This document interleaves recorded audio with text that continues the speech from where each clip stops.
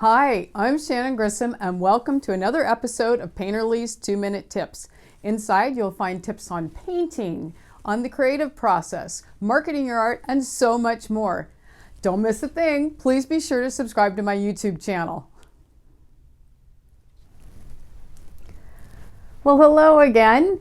In this 2-minute tip, we're going to talk about compositional no-nos. You know, there's sometimes a great divide between what I know and what I do. So here are some ideas to fix things that just went wrong and that I discovered later.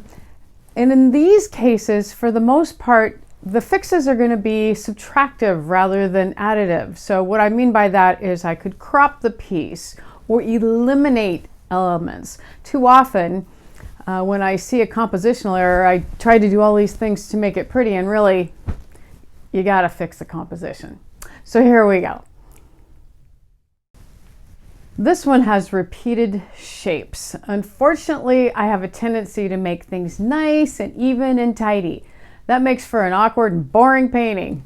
These shapes are still repeated in this new crop, but the rhythm is so much better.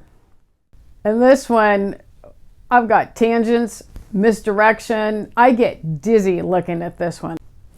The one on the right points in the correct direction. Distracting background.